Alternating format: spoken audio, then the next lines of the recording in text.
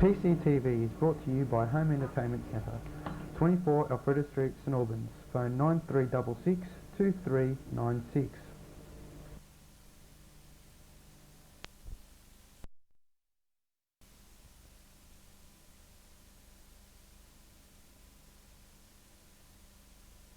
PCTV is brought to you by Home Entertainment Centre, 24 Alfreda Street, St Albans. Phone 9366 2396.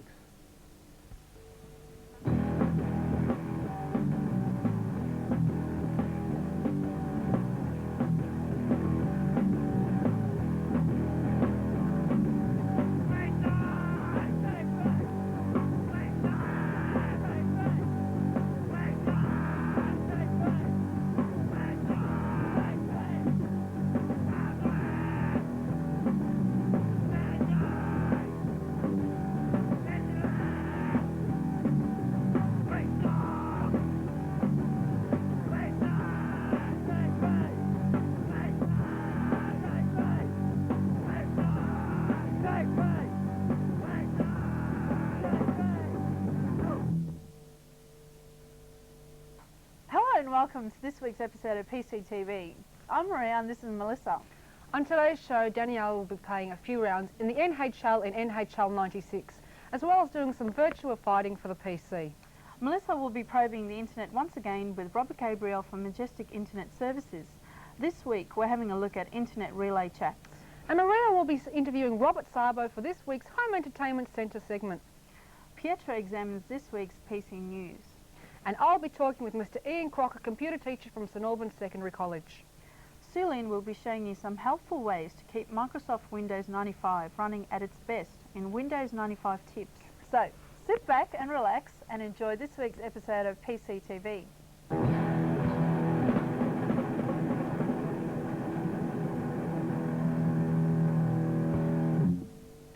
Until now, NHL game simulations have looked and played like, well, let's face it, they've been pretty terrible. Until now, that is.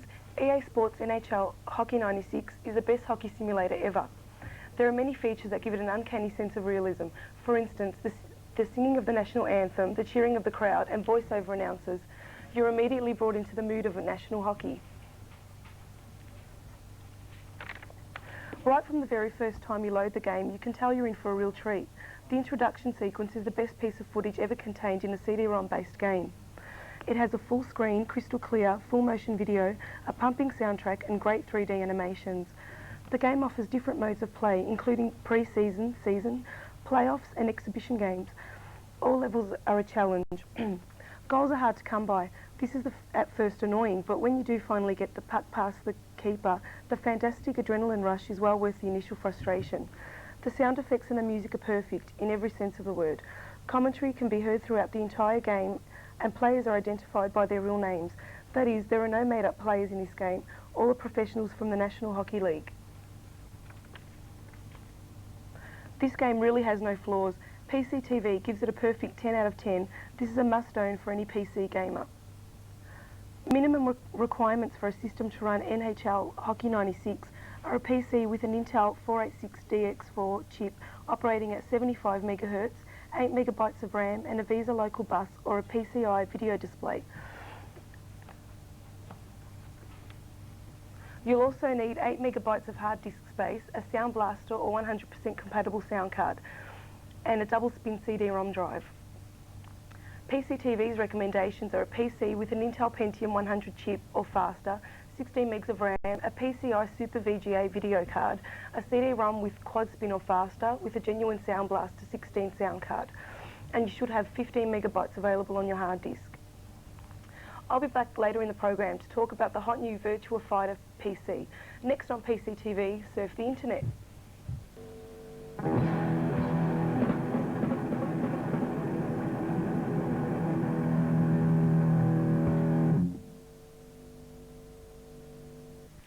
Welcome to this week's Surf the Internet. I have with me Robert from Majestic Internet Services. Hi today, Robert. Hi, how are you? Perhaps you'd like to show us the package you brought in today. Yes, today we'll be discussing IRC. IRC is just a formal way of chatting. It's known as the Internet Relay Chat. It's a great way of meeting people and a great way of communicating with people as well. Is there a long delay between questions on the IRC? No, it's a very quick way of communicating. as you'll quickly see here. Once you simply typed up your little bit of text, you just hit enter, and away you go. How about you give us a demonstration? Okay. Talk to someone. Sure. At the moment, we're talking to a guy. His name is Kudos, and we actually hooked up to a place in Atlanta. So, for example, he's just told us here the hurricane has flooded us. So say, okay, what hurricane, for example? Oh. Here we go, and he will reply now. I'm sure. Right. We hope. Yes, I'm sure he will. Wait for his sort of answer return, and away we go. So I can take it you can sort of communicate to anybody in the world? Yes, yes, yes, that you sure can. That's great. We'll ask him, what is the time now?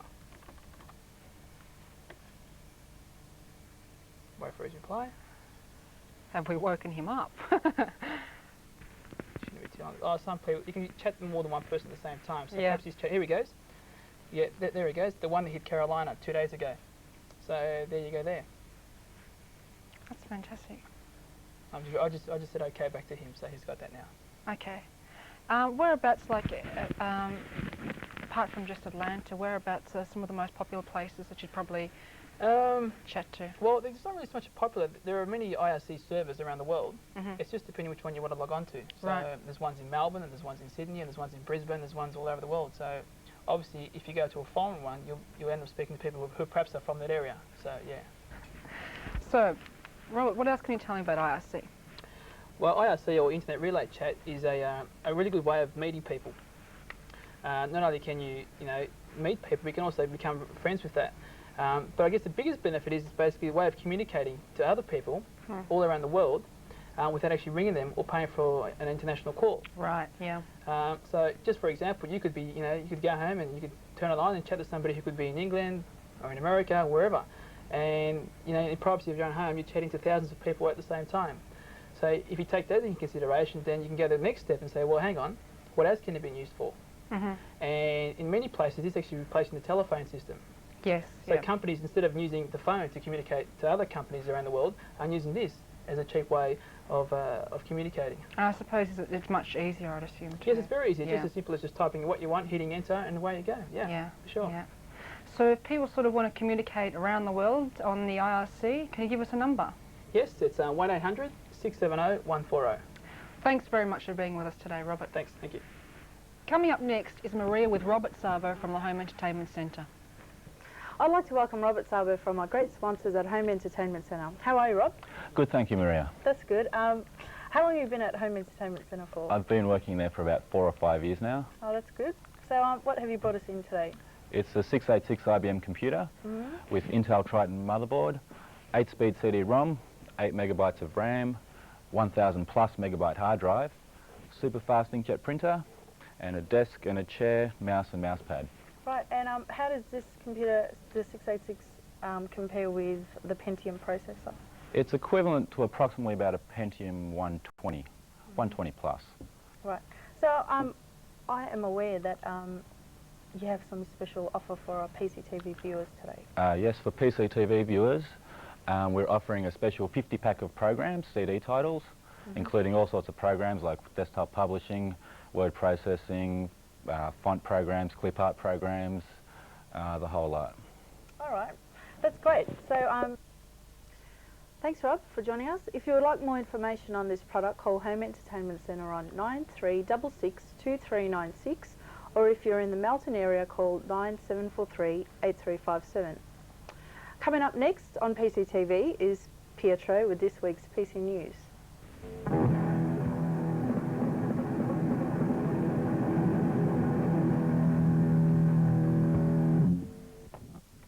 Hi, welcome to PC News. I'm Pietro. This week I'm investigating plug-and-play motherboards. Now, a plug-and-play motherboard is basically a Pentium designed by Intel, and what it actually does is automatically detects any plug-and-play devices on your computer. Therefore, during your BIOS setup, it'll tell you if you've got a CD-ROM attached, if you've got a sound card put in, and it'll set the drivers for it accordingly. Plug-and-play is also useful with Windows 95. Microsoft Windows 95 takes full advantage of plug-and-play motherboards. It sets up the drivers. It's as simple as plugging in a new video card and plugging in a new modem. Windows 95 says, hey, I've found you. Pretty much easy to go. Okay, now a lot of people have problems with backing up their files.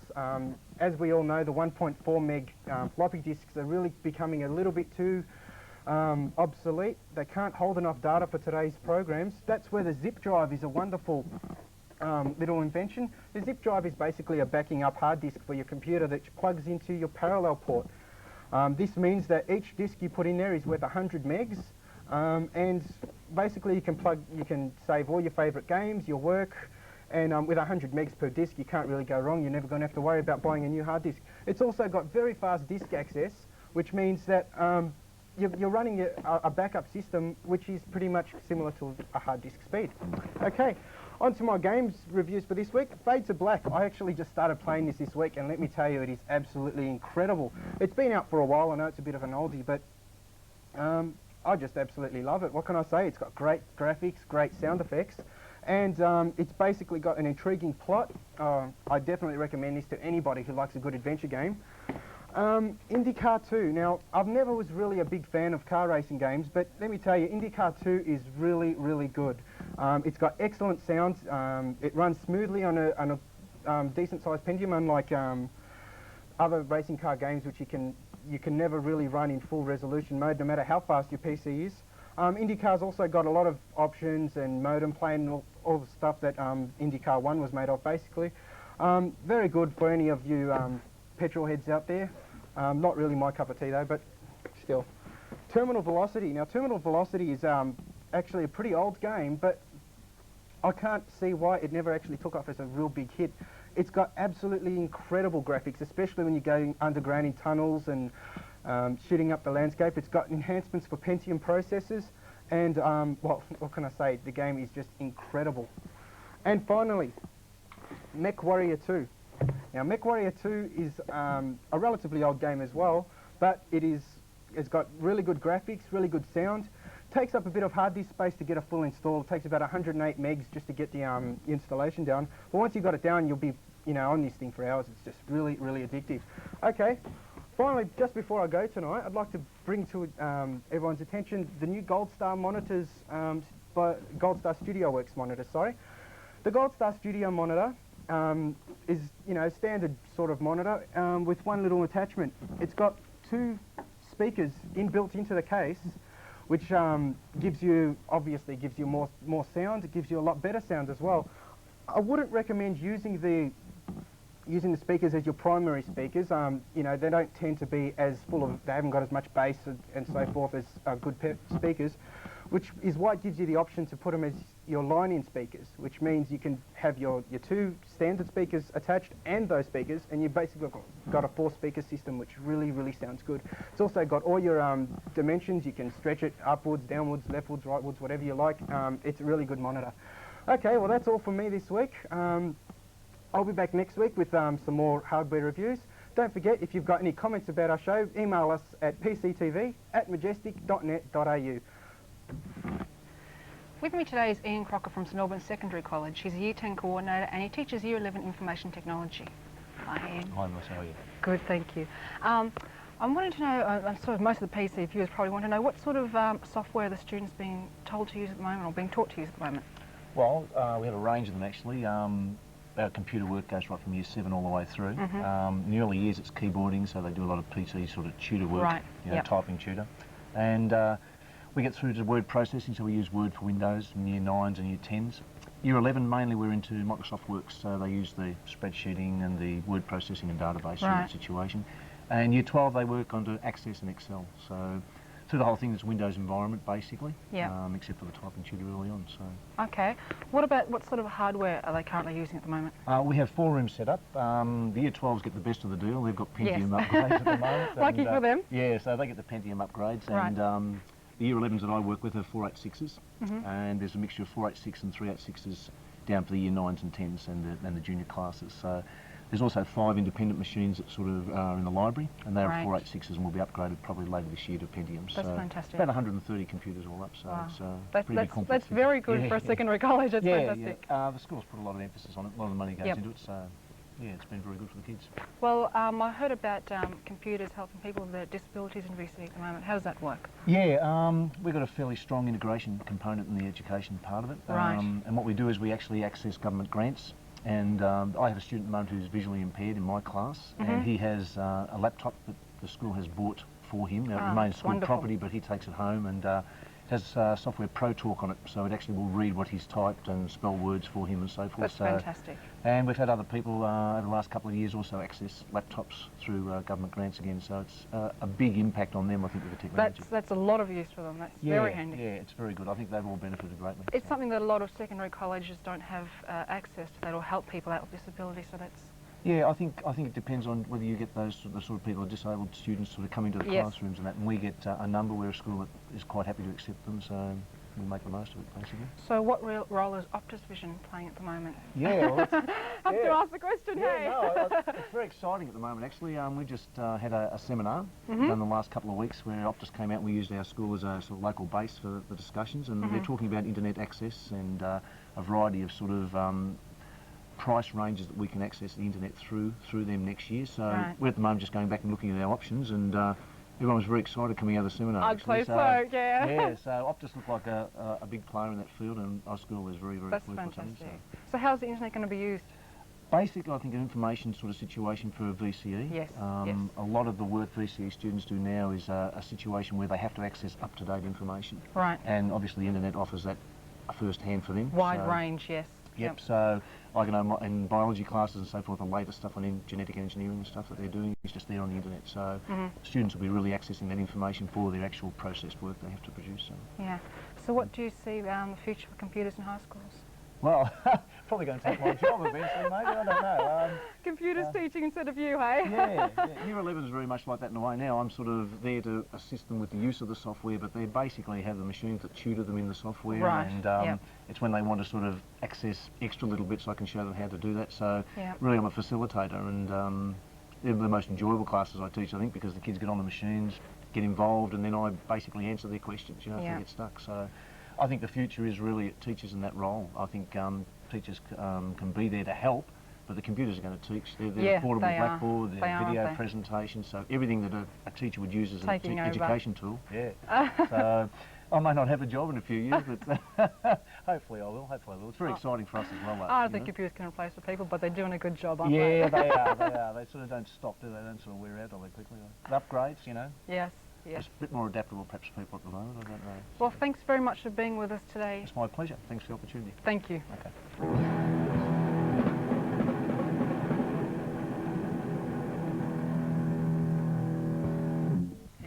Virtua Fighter originally made its arcade debut in 1993 and since then started the polygon fighting genre.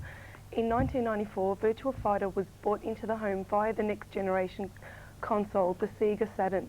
However, it had to wait until 1996 before Virtua Fighter got the treatment it deserves, and it's finally made it over to the home PC.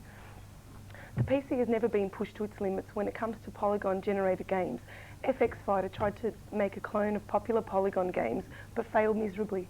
However, Virtua Fighter PC from Sega has changed all that, giving the PC the power of the arcade. Virtua Fighter is translated in uncanny accuracy to its arcade counterpart, Virtua Fighter Remix. All the sound, stages and graphics are present, as well as all the characters. The gameplay is perfect, and with over 700 different moves, you'll be fighting your way through the next few years. The only downside to the game is that you need an absolute next-generation computer to run it. It requires a genuine Pentium processor running at a minimum of 75 megahertz, and it will not run on a 586. It also requires a huge amount of hard disk space, 60 megabytes all up, as well as a 16-bit sound card, Microsoft Windows 95, and an absolute minimum of 8 megabytes of RAM. However, these techs only the bare minimum.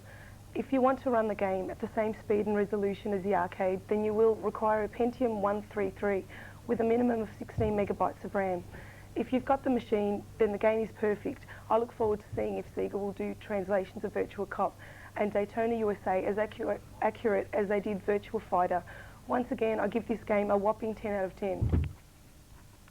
Before I go, PCTV would like to announce that we are giving the chance for you, the viewer, to write a review for your favourite game and have me read it out on the show, all you need to do is email us your review to the following address. All our mail is replied and you could be on your way to having your favourite game reviewed on PCTV. Next on PCTV, Sue Lynn with Windows 95 tips. Hi and welcome once again to Windows 95 Tips. Last week we gave you an in-depth review of what is possibly the greatest operating system available on the PC market. This week we've decided to dedicate a segment primarily on how to get Microsoft Windows 95 running as smooth as possible. TweakUI is a freeware product available on the internet. TweakUI is a Microsoft Windows 95 companion and can actually make Microsoft Windows 95 boot up 30% faster, as well as improve animations and shortcuts on Microsoft Windows 95. TweakUI is available from Microsoft's homepage. The address is www.microsoft.com, or email PCTV for your free copy at pctv@majestic.net.au. Defragmenter and ScanDisk are two programs which are usually ignored by many users. However, by regularly defragmenting your hard disk and scanning it for disk damage, you can actually help speed your file and disk access. ScanDisk automatically fixes any bad clusters on your hard disk.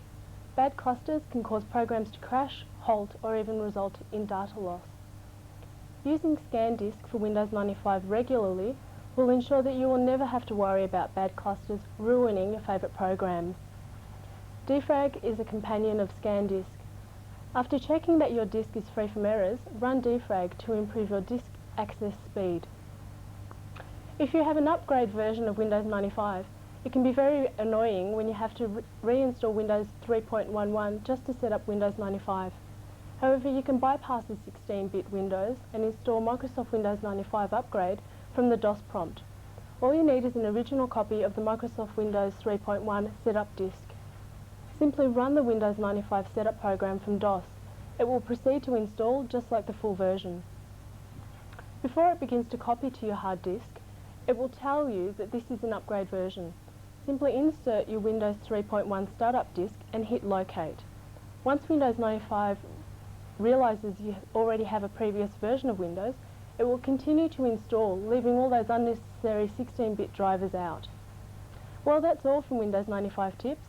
If you have any questions or tips for Windows 95, contact PCTV on pctv@majestic.net.au. We'll read your mail out on the show. And coming up next is this week's Vox Pox.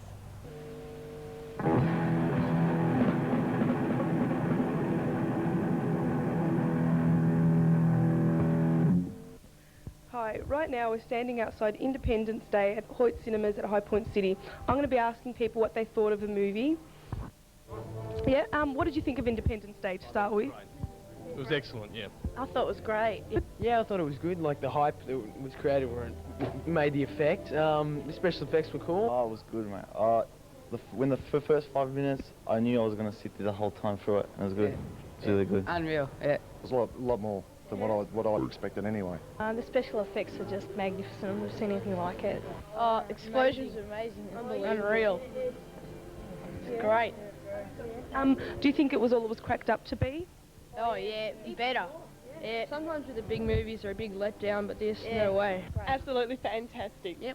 Fantastic. Come again. Bring the kids on the school holidays. Bring the kids in the school holidays, definitely. Yep. Looks like they'd come through the screen sometimes and come and hit you. Because we saw on the previews and I thought I really wanted to watch it and it was good. It's really good. The whole concept of the movie is actually very well done. It makes you, it just seems so real. It's very believable. It was very entertaining. They tried to add a bit of drama in it. That didn't work. Didn't work? What do you mean by that? Well, there's a part where Richard Goldblum and his sort of ex-wife and that, they said, where she says, oh, I love you, and that sort of stuff doesn't work in an action-packed sci-fi like that. So, but yeah, overall it was a good film. Well, I was a bit hesitant about, I thought, because I've seen things on the TV and I thought, well, I've seen other films that weren't as good as what they were hyped up to be, but yeah, I think it cracks up to what it is made out to be. Yes. Yes. Yes. Oh, yeah. I didn't have many expectations. Because I don't like to do that. It spoils the movie. But that was great. Yep, no, really, really good. Well, that's it for this week. I hope you enjoyed it. Remember, if you have any comments about the show, you can email us at the following address.